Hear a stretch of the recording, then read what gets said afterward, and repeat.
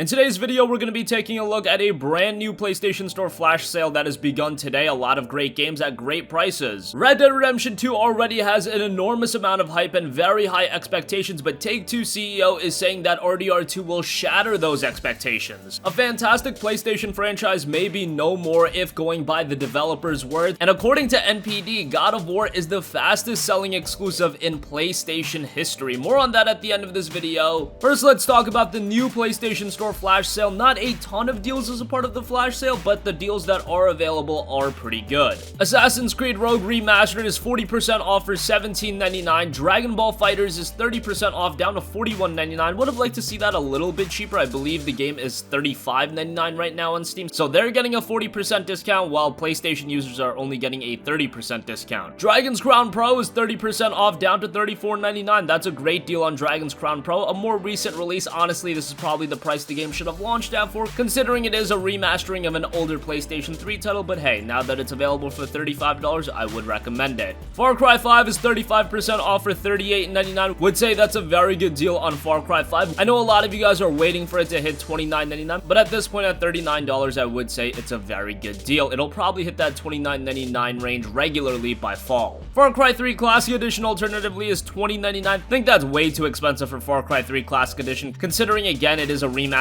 of a PlayStation 3 game, and this isn't even a very good remaster at that. In my eyes, it was rather lazy, so $21 for that game, a bit too expensive, but that was a title you just get with the Far Cry 5 Season Pass, so not too big of a deal. Ni no Kuni 2 Revenant Kingdom is 40% off to $35.99. Would say that's a very good deal on an excellent JRPG. Resident Evil 7 Biohazard Gold Edition is 40% off for $29.99. South Park The Video Game Collection, that includes both titles, is 60% off for $31.99. Great deal on that. Street Fighter 5 is 50% off for $9.99. Sword Art Online Fatal Bullet is 60% off for $23.99. I would say that's a very good deal on a pretty underrated game. Is it an incredible RPG? No, but I would say it's better than the previous Sword Art games. It does take place in the Gun Gale universe, which of course adds guns, so that's another layer to the gameplay, and I would say it's the best Sword Art title thus far. Tekken 7 is 60% off for $23.99, and The Crew 2 is already getting discounted at $41.99. It's 30% off. That's not all too surprising. It looks like that game hasn't done all too well commercially, and Ubisoft games do get discounted rather quickly. But before you pick up The Crew 2 now, if you're not super eager to play it, I very well expect this game to be in the $19.99 range by Black Friday. I could see it getting that cheap, so if you can hold out a little bit longer, it'll pay dividends to your wallet. So that's the PlayStation Store flash sale that is running right now. Along with that, a couple of other sales are running concurrently, so have a look at those as well. We covered those in past videos, so we won't be going in depth on those right now. As you're sailing through colonial America and scouring the frozen North Atlantic for your former allies,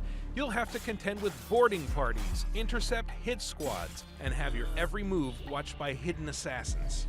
And with its debut on Xbox One and PS4, Assassin's Creed Rogue looks better than ever. Sporting 4K resolution, upscaled textures, bigger crowds, and beautiful new environmental effects, Assassin's Creed Rogue Remastered is a chance to rediscover an often overlooked chapter that turned the series on its ear.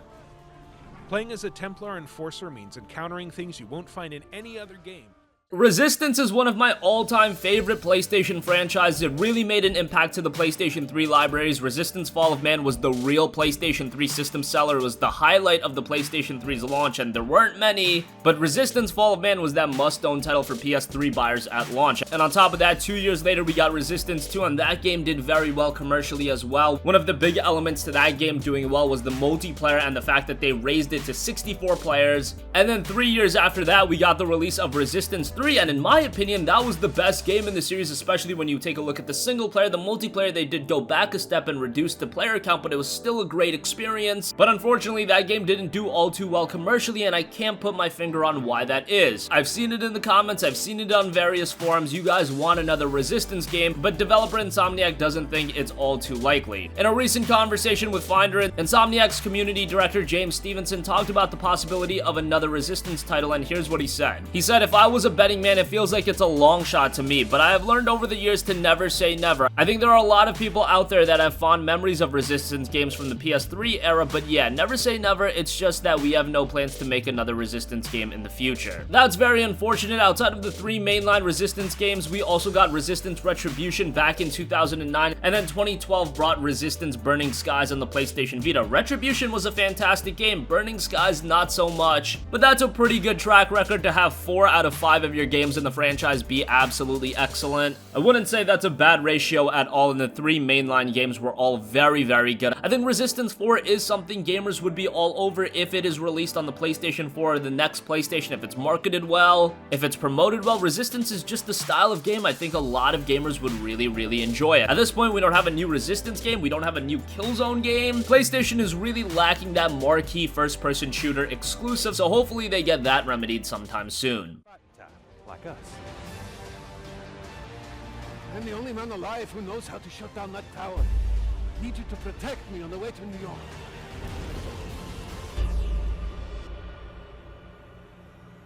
My God. Get down!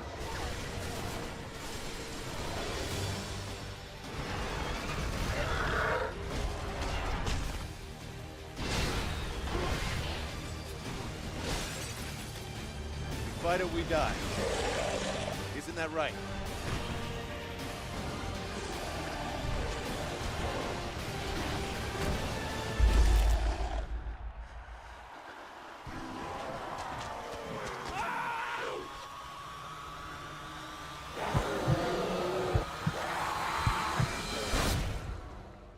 Next up, you guys all know how enormous the hype and anticipation for Red Dead Redemption 2, and with sky-high expectations, Take-Two is very confident that they're gonna shatter through those expectations even with how high they are. Here's what Take-Two CEO Strauss Zelnick said about Red Dead Redemption 2 shattering expectations. The answer is yes, we attribute the long success of GTA 5 to the fact that the title just captured the imagination of the public and set a standard not just for our company but for the industry of what a great video game ought to be, and the online experience is so incredibly robust, it allows you to do so many different things, and it keeps people engaged on an ongoing basis. And then Rockstar Games continued to drop extraordinary, unexpected content into the game. So you're right, it defied our expectations. Part of it is, when we first released Grand Theft Auto 5 and we had Grand Theft Auto Online on its heels, we had never done anything like that. We Take-Two, we Rockstar Games had never done anything like that. We didn't know what to expect, and the cadence of its ongoing extraordinary success too is new to us. Does it inform how we look at titles that come after? Well, naturally it does, but the nature of our approach collectively, specifically the nature of Rockstar Games' approach, is never to be derivative and always to shatter expectations. And my belief is that Red Dead Redemption 2 will shatter expectations, and the online experience also will be extraordinary but unexpected, and my view is that all great hits are, by their very nature, unexpected. So that's the goal. There is expectation around the table. Here, of course, there's an expectation at Rockstar Games, and there is expectation on the part of the consumer, but our job is to exceed those expectations, and fingers crossed that's what we're setting out to do. And we couldn't predict it and didn't presume to with regard to Grand Theft Auto 5, and we wouldn't presume to with Red Dead Redemption 2, so we're just hard at work doing the very best job we can. Those are very bold words by Strauss Zelnick, but Red Dead Redemption 2, I think everyone expects of it to be of a certain quality, because we saw the quality in Red Dead Redemption, and then we saw the strides that Rockstar made with Grand Theft Auto 5 from GTA 4 and Red Dead Redemption, that if they're making the same level of strides with Red Dead Redemption 2, it could be an absolutely incredible Western experience. And I know we use a lot of hyperboles with Red Dead Redemption 2, but this is a game I think that absolutely warrants it at the same time. Lastly, we already know how successful God of War has been, not only from a critical sense, but from a commercial sense as well. The game has been one of the PlayStation 4 standout games, and at this point, according to NPD, God of War is the fastest selling exclusive in PlayStation history. Speaking to IGN after the June report came out yesterday, the NPD Group's Matt Pistello went on to say that God of War isn't just the fastest selling exclusive on the PlayStation 4, but now it's the most successful and fastest selling exclusive in PlayStation history. That laps all the games on the PlayStation 3, PlayStation 2, and PlayStation 1, and given the fact that the PlayStation 2 had a far larger user base to work with than the PlayStation 4, that is an incredible statistic. What that means is that PlayStation 4 gamers are more engaged to the actual games themselves. Yes, a lot of people in the PS2 days bought a PS2, but a lot of people also bought a PS2 because it was a DVD player and to play various sports games that always sold well. They wouldn't go out of their way to check out all of the amazing exclusives exclusives the PS2 had, but with the PlayStation 4, you actually get a sense that gamers are checking out titles such as Horizon Zero Dawn, God of War, and to a lesser extent, your Detroit Become Humans and your Shadow of the Colossus as well. But obviously, God of War is at a higher threshold than those games, and it goes to show it is the fastest selling exclusive in PlayStation history. That is incredible, and I'm sure everyone is very excited for the second game, even though we probably won't see it for a while. But now that they actually have the foundation for this next set of God of War games set, hopefully it doesn't take as long as it did with this God of War title, because it was 5 years between the release of Ascension and this game.